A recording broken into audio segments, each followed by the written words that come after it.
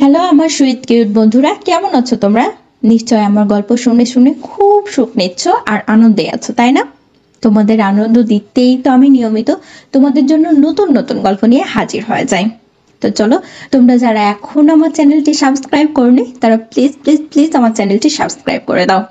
চলো তাহলে দেরি না করে ভিডিওটি জলদি জলদি করে লাইক করো আর চ্যানেলটি সাবস্ক্রাইব করে দাও। ধন্যবাদ। আমার মন এক ধরনের অদ্ভুত শান্তিতে ডুবেছিল এবং তার সাথে কিছু একটা ভয়ও বয়ে চলছিল। রাহুলের কথা যখন আমি শুনলাম তখন আমার ভেতরে যেন একটা হালকা উচ্ছ্বাস এসে গেল। তার প্রতিক্রিয়া শুনে আমি বুঝতে পেরেছিলাম যে সে আমাকে শুধু বন্ধু হিসেবে নয়, কিছু অন্যভাবে ভাবছে। কিন্তু আমি জানতাম এই অনুভূতিগুলো প্রকাশ করতে গেলে আমাদের জীবনে এক নতুন অধ্যায় সূচনা হবে। এটা সহজ হবে না। সম্পর্কের সব দিক, সব রং এবং নতুন আঙ্গিকে প্রকাশ পাবে। আমার মন অসীম গতিতে চলছিল। মনে হচ্ছিল এই মুহূর্তে আমি একা না, যেন সমস্ত পৃথিবী আমার সাথে একত্রিত হয়ে যাচ্ছে। আমি তাকে দেখলাম আর সে আমাকে এক গভীর দৃষ্টিতে দেখছিল। আমাদের মধ্যে কিছু বলতে হবে, কিন্তু সঠিক শব্দগুলো খুঁজে পাচ্ছিলাম না। সবকিছু যেন ভেঙে পড়েছিল। শ্বাস প্রশ্বাস এক অদ্ভুত ঝঞ্ঝাট অনুভব হচ্ছিল।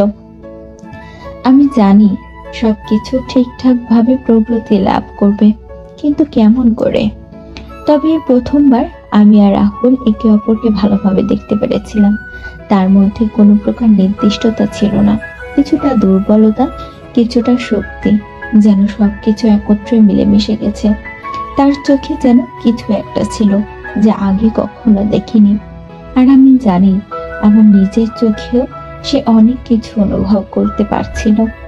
আমি একটু গভীরভাবে শ্বাস নিয়ে বললাম, তুমি জানো, আমি অনেকদিন ধরে এসব অনুভব করছি, কিন্তু কখনো সঠিক সময়ে এসে বলা সাহস পাইনি।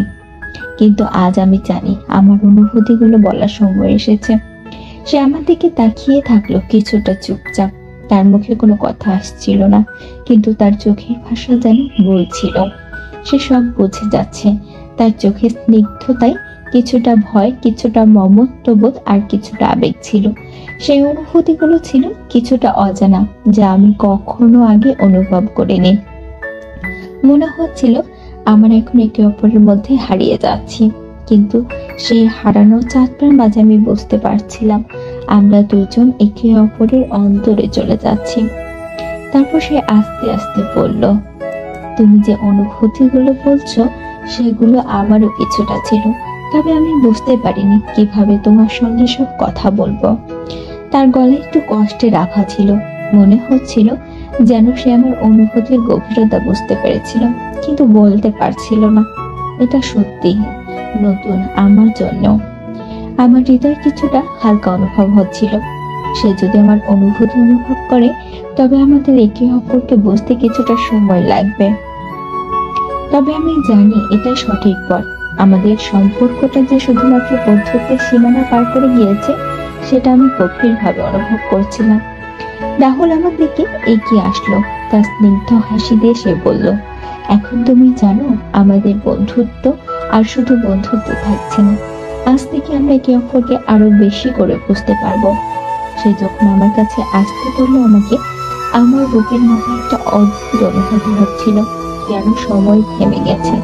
তারপর আমরা একে অপরকে আলতো ভাবে ধরে স্নেহপূর্ণ একটি মুহূর্তে হারিয়ে গেলাম। আমাদের শ্বাস, আমাদের স্পর্শ, সবকিছু যেন একে অপরের সাথে মিলেমিশে যাচ্ছিল। আমি জানতাম এই মুহূর্তের পর আর কখনো আমাদের সম্পর্ক আগের মতো থাকবে না। আমরা একে অপরের মধ্যে অন্য কিছু খুঁজে পেতে শুরু করছিলাম। তখন সে বলল, আমাদের এই সম্পর্কের জন্য প্রস্তুত আমরা, তবে একটু সময় নাও। ঠিক যেমন আমাদের ভালোবাসা প্রস্তুত সময় নেয় তেমনই। তার কথা শুনে আমি এক মুহূর্তের জন্য সিদ্ধান্ত নিয়েছিলাম, এটা শুধু একটাই নতুন সম্পর্ক নয়, একটা জীবন হতে পারে। তবে রাহুল একটা কথা বলল না, তুমি জানো না তুমি আমাকে কি অনুভব করছো? আমি একটু নরম কণ্ঠে বললাম, আমার গলা ভেঙে যাচ্ছিল। সে হেসে উঠল এবং বলল, তোমার অনুভূতিগুলো অর্ধেকটা আমি অনুভব করছি, তবে আমাদের সম্পর্ক যেন কখনো না হারায়, সেজন্য কিছু সময় নিয়ে আমরা এগিয়ে যাব। আমাদের মধ্যে একটা অদ্ভুত সংযোগ অনুভূতি হচ্ছিল, যেন আমরা একে অপরকে অনুভূতি দিয়ে এক নতুন পৃথিবী তৈরির জন্য প্রস্তুতি নিচ্ছিলাম। অথচ এই মুহূর্তে আমি একদিকে উত্তেজিত আর কিছুটা ভয় পাচ্ছিলাম, কিন্তু তারপর আমি জানি এই গল্পটা শুধু কোনো একদিনের জীবনের সবচেয়ে সুন্দরতম গল্প হয়ে উঠবে। আমরা একে অপরকে নতুন করে খুঁজে পেয়েছি। রাহুলের কথা শুনে আমার হৃদয়ে দুঃস্বপ্নার উচ্ছ্বাসের সংমিশ্রণে ভরে উঠেছিল। আমি জানি এই মুহূর্তে একটা অনন্য পরিবর্তন আসছে। সে আমাকে শুধু একজন বন্ধু হিসেবে নয়, একজন অমূল্য সঙ্গী হিসেবে দেখছে। আমার চোখে সে আশা সে দেখতে পেয়েছিল। আমি তা স্পষ্ট অনুভব করতে পারছিলাম। আমি জানি এই নতুন অনুভূতি আমাদের জীবনে আসবে, তবে কেমন করে আমরা একে অপরকে বুঝবো, এটা এখনো আমাদের কাছে রহস্য। জীবনে সবকিছু সহজে আসে না, তবে আমি চাইছিলাম আমরা একে অপরকে যতটা সম্ভব আরো গভীরভাবে জানি। আমার মনের মধ্যে এক ধরনের অস্থিরতা শুরু হয়েছিল। আমি জানতাম আমাদের সম্পর্কটা আর আগের মতো থাকবে না, কিছু নতুন, কিছু অজানা শুরু হতে চলেছে। রাহুল আমার দিকে তাকিয়েছিল, যেন আমাকে বুঝতে চাইছে আমি কি বলবো, অথচ আমার কাছে কোনো শব্দই ছিল না। সবকিছু যেন থেমে গিয়েছিল, সময় যেন দাঁড়িয়েছিল। আমি শুধু তার চোখের দিকে তাকাচ্ছিলাম, যেন এক ধরনের অসীম ভালোবাসা ছিল। মনে হচ্ছিল আমি আর রাহুল দুইজনে একে অপরকে এক নতুন পৃথিবীতে খুঁজে পাচ্ছিলাম। সে আমার থেকে মাত্র কয়েক ইঞ্চি দূরে ছিল। তার হালকা নিঃশ্বাস আমার গাল ছুঁয়ে যাচ্ছিল, আর আমার শরীরের প্রতিটি কোণে এক নতুন অনুভূতি জেগে উঠছিল। তারপর একে অপরের এত কাছাকাছি থেকে অনুভব করার পর আমার গলায় শব্দ কেমন যেন আটকে গেল। আমি জানি রাহুল, আমি ভীষণ নরম কণ্ঠে বললাম তাকে, আমাদের সম্পর্কটা আর বন্ধুত্বের গণ্ডিতে থাকবে না, কিন্তু আমি জানি আমাদের একে অপরকে বুঝতে একটু সময় নেবে। কিন্তু আমি অনুভব করতে পারছি তুমি আমার জন্য শুধু বন্ধু নও। আমি জানি এমন কিছু বলাটা কঠিন ছিল, তবে সেগুলো আমি সত্যি অনুভব করছিলাম। তার চোখে এক অদ্ভুত তৃপ্তি ছিল। সে নিশ্চয় জানতো আমি কি বলতে চাইছি। তুমি ঠিকই বলেছ। রাহুল আমার দিকে কিছুটা অবাক হয়ে তাকিয়ে বলল, এটা একটা নতুন শুরু হতে চলেছে। আমরা একে অপরকে বুঝতে শুরু করব, তবে সময়ের সাথে সাথে। আমি জানি তোমার অনুভূতিগুলো সঠিক, তবে এগুলো একদিনই পরিবর্তিত হবে না। আমরা একে অপরকে এক নতুন দৃষ্টিকোণ থেকে দেখব।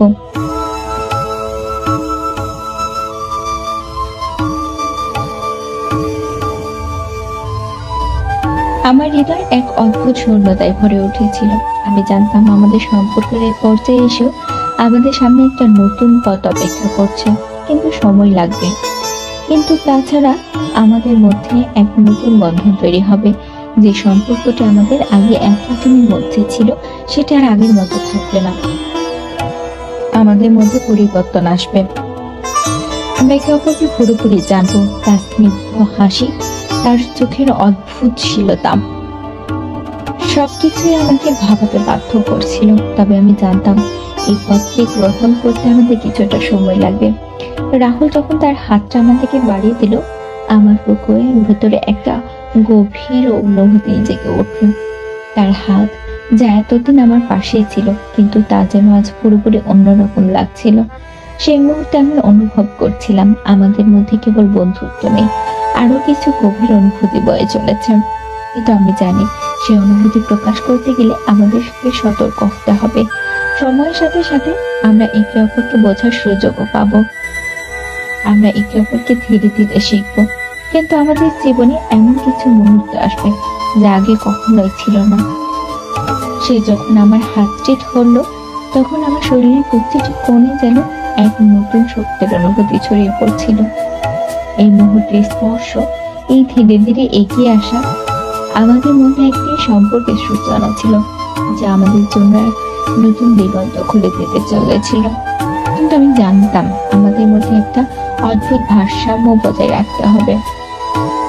তখনও রাহুল বলল, আমাদের সম্পর্ক শুধু শুরুর দিকে, কিন্তু আমরা একে অপরকে জানার সুযোগ পাবো।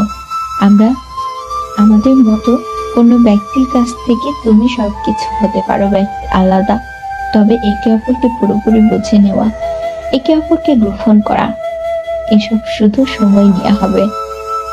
তার কথা শুনে আমিও গভীরে হারিয়ে গেলাম। অনুভূতি, স্পর্শ, সম্পর্ক সবকিছু যেন একে অপরের মধ্যে মিশে যাচ্ছিল, কিন্তু আমি জানতাম এই যাত্রা সহজ হবে না।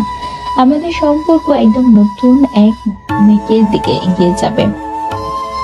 কখনো কখনো সম্পর্কের প্রথম ধাপটা সবচেয়ে কঠিন হয়, কিন্তু আমরা একে অপরকে ভালোভাবে জানার পর সবকিছু সহজ হয়ে যাবে।